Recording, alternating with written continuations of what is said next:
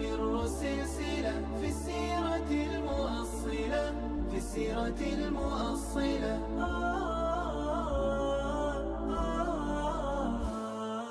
الحمد للہ رب العالمین والصلاة والسلام علی سید المرسلین. غزوات النبی سیریز کے اگلے ایپیسوڈ کے ساتھ حاضر خدمت ہیں. پچھلے ایپیسوڈ میں ہم فتح مکہ کے حوالے سے بات کر چکے. اب اس سے متعلقہ ہی ایک غزوہ جسے غزوہ حنین یا پھر غزوہ حنین و طائف کہ کیونکہ ایک اور غزوہ اس کے ساتھ ہی ریلیٹڈ تھا، ان کا تذکرہ کرنا ضروری ہے. فتح مکہ کے بعد عمومی طور پہ عرب قبائل خاص کر کے جو مکہ اور اس کے ارد گرد آباد تھے، جوق در جوق اپنے وفود رسول کریم صلی اللہ علیہ وسلم کی طرف بھیجنے لگ گئے. لیکن کچھ ایسے قبائل تھے کہ جو ابھی تک اپنی ضد پہ اڑے ہوئے تھے اور وہ اڑیل بن گئے، اور انہوں نے یہ سوچا کہ اہل مکہ چونکہ جنگجو نہیں تھے جبکہ ہم لوگ زیادہ جنگجو ہیں تو ہمیں اہل اسلام کے ساتھ لڑائی کرنی چاہیے. ان میں سر فہرست حوازن اور ثقیف کے قبائل تھے، اور یہ بات پیش نظر رہے کہ وہی قبائل تھے کہ جنہوں نے اللہ کے نبی صلی اللہ علیہ وسلم کو طائف سے جانے پہ مجبور کیا اور آپ پہ پتھر پھینکے تھے.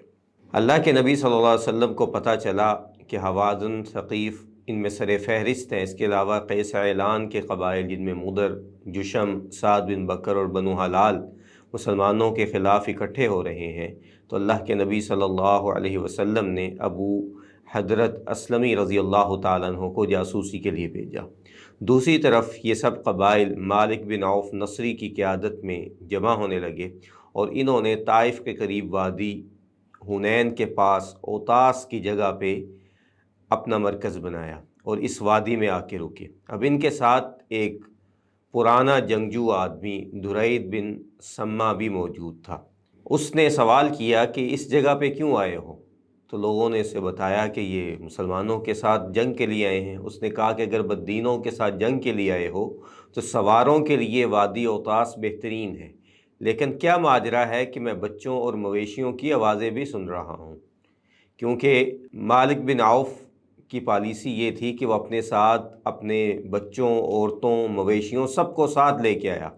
اور اس کا منصوبہ یہ تھا کہ جب لوگوں کو یہ پتہ ہوگا کہ ہمارے بیوی بچے اور ہمارا جو ٹوٹل مال ہے وہ بھی ہمارے ساتھ ہے تو وہ زیادہ بہادری کے ساتھ لڑیں گے. درید بن سما نے اس کی مخالفت کی تو مالک بن عوف نے اس کو ٹھکرا دیا اور کہا کہ تو بڈھا ہو چکا ہے، تجھے اس بات کے بارے میں معلوم نہیں ہے، میں جنگ کو زیادہ جانتا ہوں. دوسری طرف اللہ کے نبی صلی اللہ علیہ وسلم 6 شوال کو 19 دن مکہ میں قیام کرنے کے بعد یہاں سے روانہ ہوئے. آپ کے ساتھ 12,000 لوگ تھے، جن میں سے 10,000 لوگ تو وہی تھے جو کہ مکہ کی فتح کے وقت آپ کے ساتھ تھے، اور 2,000 اہل مکہ میں سے نئے مسلمان یعنی کہ طلقاء تھے. اللہ کے نبی صلی اللہ علیہ وسلم نے صفوان بن امیہ رضی اللہ تعالیٰ عنہ سے 100 دریں بما اس کے مال و اسباب یعنی کہ اس کے ساتھ جو چیزیں لگتی ہیں وہ ادھار لیں اور وہ مسلمان لشکر کو عنایت فرمائیں. آپ نے سیدنا عتاب بن اسید رضی اللہ تعالیٰ عنہ کو گورنر مقرر کیا. اسی دوران اللہ کے نبی صلی اللہ علیہ وسلم کو سفر کے دوران ایک آپ کے ساتھی ملے اور انہوں نے کہا کہ میں فلاں فلاں پہاڑ پہ چڑھا تو میں نے ان کی طاقت کو دیکھا ہے، یعنی بنو حوازن اور ثقیف کی. تو اللہ کے نبی صلی اللہ علیہ وسلم مسکرانے لگے اور کہا کہ ہذہ غنیمت لک، کہ یہ ساری غنیمت تمہارے لیے ہے مسلمانوں. اس کے بعد اللہ کے نبی نے کہا کہ کون مجھ پہ پہرا دیا کرے گا؟ تو سیدنا انس بن نبی مرثد غنوی رضی اللہ تعالیٰ عنہ نے کہا کہ اللہ کے نبی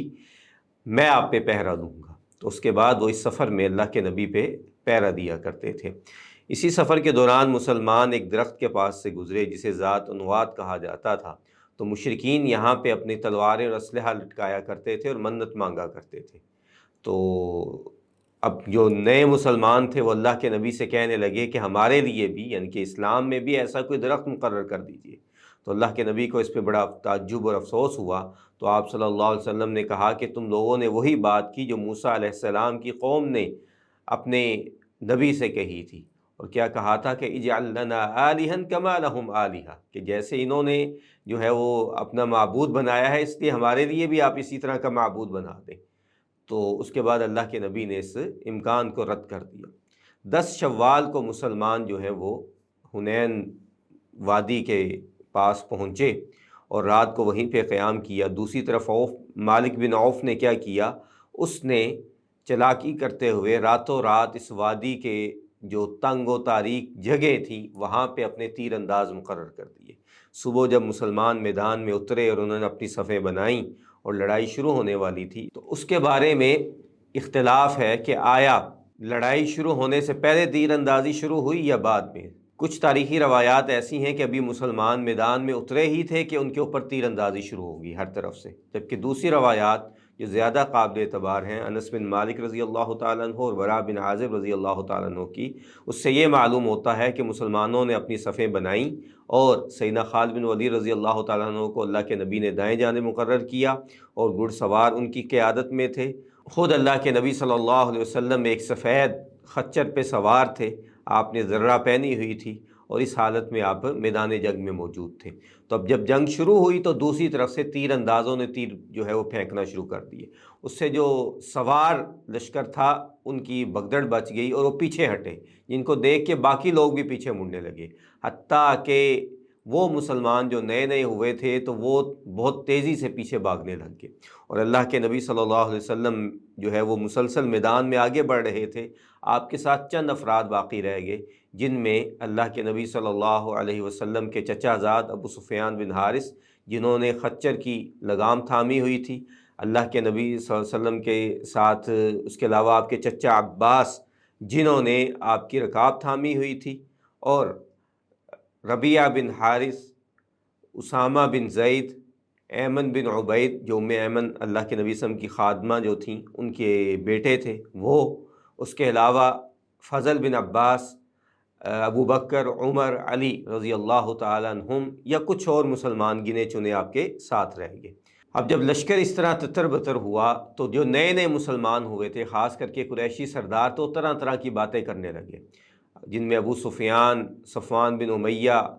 کلدہ بن حنبل، سب لوگ جو ہے وہ اس طرح کہنے لگے۔ ابو سفیان کہنے لگا کہ اب تو ان کو کوئی کس سے نہیں بچا سکتا، جبکہ کلدہ بن حنبل کہنے لگا کہ آج اس کا جادو جو ہے وہ ٹوٹ گیا، اور ابو سفیان کہنے لگے کہ یہ اب سمندر سے پہلے نہیں رکیں گے، یعنی کہ اتنی بری طرح ان کو شکست ہوگی۔ تو جب کلدہ نے یہ کہا کہ جادو ٹوٹ گیا تو صفوان ان کو ڈانٹنے لگ گئے اور کہنے لگے کہ مجھے قریش کے کسی شخص کی بادشاہت یا اس کی ملکیت زیادہ پسند ہے بجائے اس کے کہ بنو حوازن والے ہم پہ بادشاہت کریں۔ لیکن بہرحال دوسری طرف مسلمان جو ہیں وہ اللہ کے نبی صلی اللہ علیہ وسلم کی پکار پہ آہستہ آہستہ اکٹھے ہونے لگے۔ اللہ کے نبی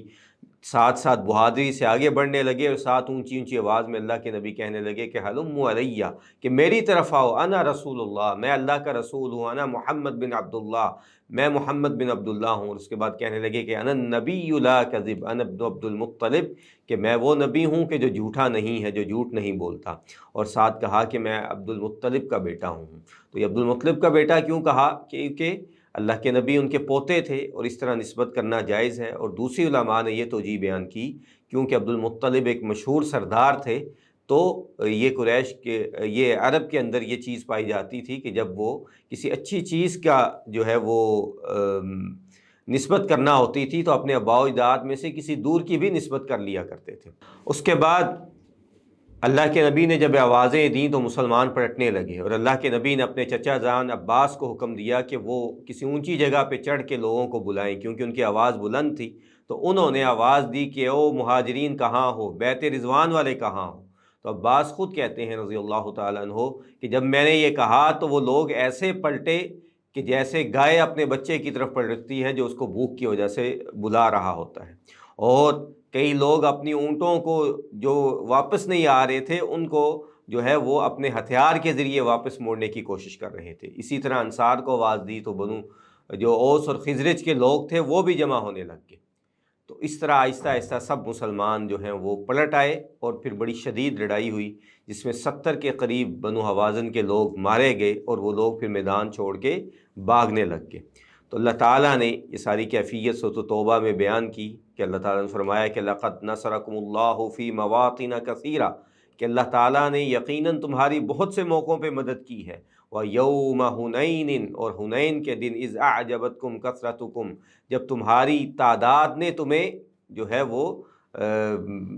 اس خیال میں ڈال دیا کہ تم آج غالب رہو گے، کیونکہ سفر کے دوران کچھ لوگ یہ کہنے لگے کہ آج تو ہم ہی غالب آئیں گے کیونکہ ہماری تعداد ان سے زیادہ ہے، تو اللہ کے نبی نے اس وقت بھی ان کی بات کو پسند نہیں کیا تھا۔ تو اللہ تعالیٰ فرماتے ہیں کہ فَلَمْ تُغْنِ عَنْكُمْ شَيْئًا، تو تمہیں ان چیزوں نے یعنی اسباب نے کوئی فائدہ نہیں پہنچایا، وَضَاقَتْ عَلَيْكُمُ الْأَرْضُ بِمَا رَحُبَتْ، اور زمین باوجود اپنی وسعت کے تمہارے لیے تنگ ہو گئی، ثُمَّ وَلَّيْتُم مُدْبِرِينَ، اور تم لوگ جو ہے وہ پیٹ پھیر کے بھاگنے لگ گئے۔ تو اللہ تعالیٰ فرماتے ہیں کہ ثم انزل اللہ سکینتہ علی رسولہ وعلی المؤمنین، اس کے بعد اللہ تعالیٰ نے سکینت نازل فرمائی۔ تو اگر آپ یہ پیٹرن نوٹ کریں تو غزوہ بدر، احد، خندق، ان سب میں بھی اللہ تعالیٰ نے مسلمانوں پہ سکینت نازل فرمائی، تو اس موقع پہ بھی سکینت نازل فرمائی۔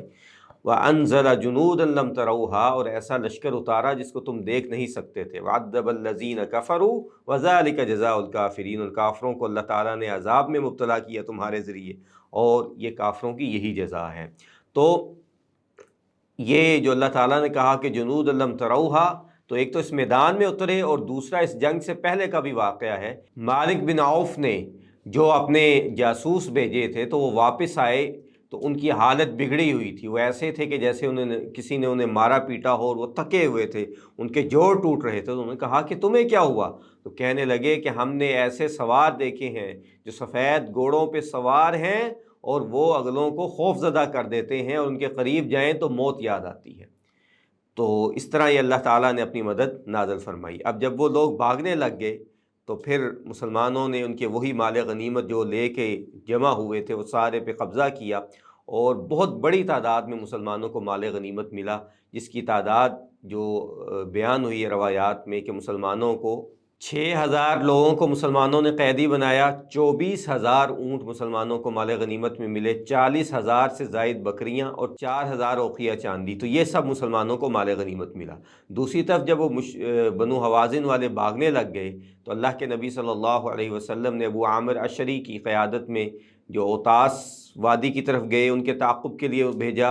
اور انہوں نے ان پہ قابو پایا، لیکن خود وہ شہید ہو گئے۔ اور کچھ نخلا کی طرف گئے تو ان کا بھی پیچھا کرنے کے لیے اللہ کے نبی نے لشکر بھیجا، اور یہیں پہ وہ درید بن سما جو ہے وہ مارا گیا، اور اسے ربیعہ بن رفیع نے قتل کیا۔ اور تیسرا گروہ جو ہے وہ طائف میں پہنچ گیا، اور ادھر ان کا قلعہ تھا، اس کے اندر وہ لوگ جا کے جمع ہو گئے۔ اللہ کے نبی صلی اللہ علیہ وسلم یہاں سے جیرانہ گئے، اور وہاں پہ آپ نے مسعود بن عمر غفاری کو اس مال غنیمت پہ نگران بنایا، اور یہیں پہ اللہ کے نبی صلی اللہ علیہ وسلم کی اپنی رضائی بہن شیمہ بنت حارث یا پھر شیمہ بنت حلیمہ کے ساتھ ملاقات ہوئی۔ تو اللہ کے نبی نے ان کو پہچان لیا، اور آپ نے اپنی چادر ان کے اعزاز کے لیے بچھائی، اور بنو سعد بن بکر جو قبیلہ اس جنگ میں ان کا بھی شریک تھا، ان سب کو اللہ کے نبی صلی اللہ علیہ وسلم نے اعزازاً جو ہے وہ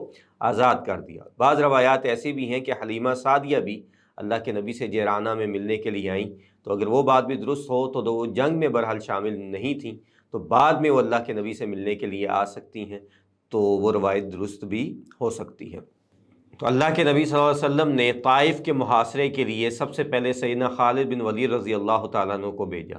اور 1,000 سوار ان کے ساتھ روانہ کیے۔ وہ وہاں پہ پہنچے، اور اس کے کچھ دن کے بعد اللہ کے نبی صلی اللہ علیہ وسلم بھی روانہ ہوئے۔ آپ نخلا، یمانیہ، قرن المنازل یہاں سے گزرتے ہوئے لیہ پہنچے۔ یہاں پہ جو ہے وہ قلعہ موجود تھا مالک بن عوف کا، اس کو اللہ کے نبی صلی اللہ علیہ وسلم نے مسمار کروا دیا، اور پھر آپ قلعہ طائف کے پاس جا کے قیام پذیر ہوئے۔ تو یہاں پہ بڑی شدید جو ہے وہ مسلمانوں کی ان کے ساتھ تیر اندازی کا مقابلہ ہوا، جس کی وجہ سے کئی مسلمان زخمی ہوئے، اور بعض مورخین نے ان کی تعداد 12 لکھی ہے۔ تو اللہ کے نبی محاصرہ وہاں سے اٹھا کے اس جگہ پہ لے آئے جہاں پہ آج کل مسجد طائف موجود ہے، جو کہ اس قلعے سے کچھ دور تھی، اور اللہ کے نبی صلی اللہ علیہ وسلم نے منجنیق اور دبابہ کی مدد دی۔ منجنیق سے ان کے اوپر پتھر پھینکے گئے جس میں قلعے میں شگاف پڑ گیا، لیکن وہ لوگ باہر نہ نکلے، اور اسی طرح دبابہ میں کچھ مسلمان ان کا پیچھا کرنے کے لیے گئے، لیکن جب انہوں نے اس کو اٹھایا تو انہوں نے اوپر سے گرم گرم لوہے کی جو ہے وہ گولے پھینکے، جس کی وجہ سے مسلمانوں کو واپس ہٹنا پڑا۔ تو یہ محاصرہ کئی دن تک رہا، جس کے بارے میں مختلف روایات ہیں کہ 40 دن، 20 دن، 10 دن۔ تو بہرحال یہ ہے کہ اللہ کے نبی صلی اللہ علیہ وسلم نے مختلف تدابیریں استعمال کیں۔ آپ صلی اللہ علیہ وسلم نے یہ اعلان کیا کہ جو غلام ہیں اگر وہ باہر آ جائیں تو ہم ان کو جو ہے وہ آزاد کر دیں گے، جس کی وجہ سے 32 غلام جو ہے وہ باہر آئے، جن میں معروف ترین ابو بکرہ رضی اللہ تعالیٰ عنہ تھے۔ تو بکرہ جو ہے وہ گراری کو کہتے ہیں، جو لوہے کی ہوتی ہے، کیونکہ ابو بکرہ جو ہے وہ قلعے کی گراری کے اوپر سے چھلانگ لگا کے آئے تھے، تو اس لیے ان کا نام اب اللہ کے نبی نے خود ابو بکرہ رکھ دیا۔ تو اب اللہ کے نبی نے نوفل بن معاویہ دیلی رضی اللہ تعالیٰ عنہ سے مشورہ کیا، تو انہوں نے کہا کہ اللہ کے نبی، آپ ان کا محاصرہ جاری رکھیں گے تو ان کے پاس جو ہے وہ کھانے پینے کے اسباب موجود ہیں، تو یہ محاصرہ طویل ہوتا جائے گا، تو اور اگر آپ ان کو چھوڑ دیں گے تو ہو سکتا ہے کہ یہ لوگ آپ سے مذاکرات کے لیے آئیں۔ تو اللہ کے نبی نے ان کی تجویز کو پسند کیا اور آپ نے فرمایا کہ کل ہم سفر کریں گے، جس سے بہت سے صحابہ نے کہا کہ کیا آپ طائف فتح کیے بغیر ہی چلے جائیں گے؟ تو اللہ کے نبی خاموش ہو گئے، تو آپ رک گئے، اور اگلے دن جب مسلمانوں نے دوبارہ کوشش کی تو کئی مسلمان اس میں زخمی یا شہید ہو گئے۔ تو اس سے اگلے دن جب اللہ کے نبی نے کہا کہ اب ہم واپسی کا سفر کریں گے، تو پھر کسی نے کوئی اعتراض نہیں کیا۔ تو اللہ کے نبی صلی اللہ علیہ وسلم نے محاصرے کے دوران ہی ایک دن یہ تدبیر بھی استعمال کی کہ یہاں پہ چونکہ کثرت سے انگوروں کے درخت تھے، تو اللہ کے نبی نے انگوروں کو درخت کو آگ لگانے کا حکم دیا، تو صحابہ نے جوش و خروش میں زیادہ ہی درختوں کو آگ لگا دی، جس پہ بنو ثقیف والوں نے اللہ کے نبی صلی اللہ علیہ وسلم کو اللہ کا اور اپنی قرابت کا واسطہ دیا، تو اس پہ اللہ کے نبی صلی اللہ علیہ وسلم نے اس کو تسلیم کیا اور لوگوں کو آگ لگانے سے منع کر دیا۔ اس کے بعد اللہ کے نبی صلی اللہ علیہ وسلم جعرانہ میں آ کے ٹھہر گئے، اور آپ کئی دن ٹھہرے رہے، اور آپ بنو حوازن کے وفد کا انتظار کرتے رہے، لیکن وہ لوگ نہ آئے، حتیٰ کہ پھر اللہ کے نبی صلی اللہ علیہ وسلم نے مال غنیمت کو تقسیم کیا، اور آپ نے اس مال غنیمت کی تقسیم میں تالیف قلب کا بہت زیادہ خیال کیا۔ تو آپ صلی اللہ علیہ وسلم نے سب سے زیادہ جو نئے نئے مسلمان ہوئے تھے ان کو مالوں سے نوازا۔ ابو سفیان رضی اللہ تعالیٰ عنہ کو آپ نے 100 اونٹ اور تقریباً 6 کلو چاندی دی، تو انہوں نے کہا کہ میرے بیٹے یزید کو بھی دیجیے۔ اللہ کے نبی نے ان کو بھی 100 اونٹ اور 6 کلو چاندی دی۔ انہوں نے کہا کہ میرے بیٹے معاویہ کو بھی دیجیے، اللہ کے نبی نے ان کو بھی اتنا ہی عنایت کیا۔ تو اس طرح ابو سفیان صرف 300 اونٹ اور 18 کلو کے قریب چاندی جو ہے اپنے گھر میں لے کے گئے۔ اللہ کے نبی صلی اللہ علیہ وسلم نے حکیم بن حزام رضی اللہ تعالیٰ عنہ کو 100 اونٹ دیے، تو انہوں نے مزید مانگے، اللہ کے نبی نے ان کو بھی 100 اونٹ اور دے دیے۔ صفوان بن امیہ کو 3 بار 100 اونٹ اللہ کے نبی نے عنایت کیے۔ اس کے علاوہ بھی قریشی اور کئی قبائلی سرداروں کو اللہ کے نبی صلی اللہ علیہ وسلم نے بہت زیادہ مال جو ہے وہ لٹایا، اور لوگوں کے درمیان یہ مشہور ہو گیا کہ محمد صلی اللہ علیہ وسلم کو نہ تو فقر کا اندیشہ ہے، نہ ان کے اندر مال جمع کرنے کی طمع ہے۔ اور کچھ لوگوں نے، بدوؤں نے اور اللہ کے نبی سے مانگنا چاہا، اور اللہ کے نبی کے پیچھے پیچھے آئے، حتیٰ کہ اللہ کے نبی صلی اللہ علیہ وسلم کو ایک درخت کے ساتھ دھکیل دیا، اور آپ کی چادر جو ہے اس کے ساتھ اٹک گئی۔ تو اللہ کے نبی صلی اللہ علیہ وسلم کہنے لگے کہ لوگوں، اگر میرے پاس تہامہ کے درختوں کے برابر بھی چھپائے ہوں تو وہ بھی میں تم میں تقسیم کر دوں، اور اپنے پاس کچھ بھی باقی نہ رکھوں، اور میں جو صرف بچاتا ہوں یہ خمس ہے، اور یہ بھی تمہارے اوپر لوٹ کے آ جاتا ہے، اور اگر میرے پاس سے سب کچھ ہو تو نہ تم مجھے بخیل پاؤ، نہ بزدل پاؤ، نہ جھوٹا پاؤ۔ اس کے بعد اب جو باقی مال بچا، اللہ کے نبی صلی اللہ علیہ وسلم نے سیدنا زید بن ثابت رضی اللہ تعالیٰ عنہ کو کہا کہ اس کا حساب کتاب کرو، اور پھر اللہ کے نبی نے ہر جو لشکر میں شامل تھا اس کو 4 اونٹ اور 40 بکریاں عطا فرمائیں، اور جو سوار تھے ان کو 12 اونٹ اور 120 جو ہے وہ بکریاں عنایت فرمائیں۔ تو اس طرح یہ مسلمانوں کا مال غنیمت کے لحاظ سے سب سے بڑا غزوہ ثابت ہوا۔ اس کے بعد اسی غزوہ میں ایک اور واقعہ پیش آیا کہ جب اللہ کے نبی صلی اللہ علیہ وسلم جو ہے وہ مال غنیمت تقسیم کر رہے تھے، تو ایک بدو جو ہے وہ آیا، جس کا نام جو ذوالخویسرہ التمیمی کے نام سے مشہور تھا، تو اس نے کہا کہ اعدل یا محمد، کہ محمد صلی اللہ علیہ وسلم انصاف کرو۔ تو اللہ کے نبی صلی اللہ علیہ وسلم نے کہا کہ اگر میں انصاف نہیں کرتا تو کون انصاف کرتا ہے؟ تو اللہ کے نبی نے اس بات کو بڑا محسوس کیا، اور سیدنا عمر کہنے لگے کہ اللہ کے نبی صلی اللہ علیہ وسلم مجھے حکم دیجئے کہ میں اس کی گردن اتار دوں۔ تو آپ صلی اللہ علیہ وسلم نے منع کر دیا اور فرمایا کہ اس کی نسل میں سے جو ہے وہ خوارج پیدا ہوں گے، اور وہ لوگ ہوں گے کہ جو دین سے نکلے ہوئے ہوں گے، اسی طرح جیسے کہ تیر جو ہے وہ کمان سے نکل جاتا ہے، یہ قرآن پڑھیں گے لیکن قرآن جو ہے وہ ان کے سینوں سے نیچے نہیں اترے گا۔ اور اس طرح اللہ کے نبی نے اور بھی ان کی نشانیاں جو ہے بیان فرمائیں، اور پھر بعد میں یہ سیدنا علی کے دور میں یہ لوگ ظاہر ہوئے، اور یہ بالکل اسی طرح تھے جیسے اللہ کے نبی نے فرمایا، اور ان کے جیسا کہ اللہ کے نبی نے کہا تھا قرآن پڑھیں گے لیکن سینوں سے نیچے نہیں اترے گا، ان کے ماتھوں پہ محراب ہوں گے، ان کے جو ہے وہ کپڑے آزار جو ہے وہ بہت بلند ہوگا۔ تو سب نشانیاں جو ہے وہ پوری ہوئیں۔ اور اس شخص کا اصل نام جو ہے وہ ہرقوس بن ظہیر تھا، جیسا کہ مورخین نے بیان کیا ہے۔ اس کے بعد اب اللہ کے نبی نے جب یہ مال غنیمت تقسیم کیا تو انصار مدینہ جو ہے ان کی آپس میں چہ مگوئیاں ہونے لگ گئیں کہ ہم نے اللہ کے نبی کا اتنا ساتھ دیا ہے اور اللہ کے نبی نے ہمیں اس میں سے کچھ بھی عنایت نہیں کیا ہے، جو ان لوگوں کو جو ابھی بھی اسلام لائے ہیں تو ان کو عنایت کیا، اور کچھ کہنے لگے کہ اللہ کے نبی اپنی قوم پہ زیادہ جو ہے وہ فیاض ہو گئے ہیں۔ یہ سب باتیں سن کے سعد بن عبادہ رضی اللہ تعالیٰ نے مناسب سمجھا کہ اللہ کے نبی سے ڈائریکٹ بات کی جائے، تو اللہ کے نبی کے پاس کہے اور کہا کہ اللہ کے نبی، انصار کو آپ کے بارے میں کچھ ملاحظات ہیں۔ تو اللہ کے نبی نے کہا کہ کیا ہیں؟ تو انہوں نے باتیں بتائیں۔ تو اللہ کے نبی نے کہا کہ سعد تمہارا کیا خیال ہے؟ تو کہنے لگے کہ اللہ کے نبی انا مرء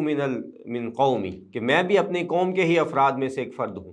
تو اللہ کے نبی صلی اللہ علیہ وسلم نے کہا کہ ان سب کو ایک قبہ پہ اکٹھا کرو تو میں ان کے پاس آتا ہوں۔ تو سعد بن عبادہ نے ان کو اکٹھا کیا، اللہ کے نبی گئے تو کچھ مہاجرین بھی آ گئے، آپ نے ان کو آنے دیا، پھر کچھ لوگ آنا چاہا تو اللہ کے نبی نے ان کو روک دیا۔ اس کے بعد اللہ کے نبی صلی اللہ علیہ وسلم نے حمد و ثنا بیان کی، اور اس کے بعد اللہ کے نبی صلی اللہ علیہ وسلم کہنے لگے کہ کیا ایسا نہیں ہے کہ تم لوگ جو ہے وہ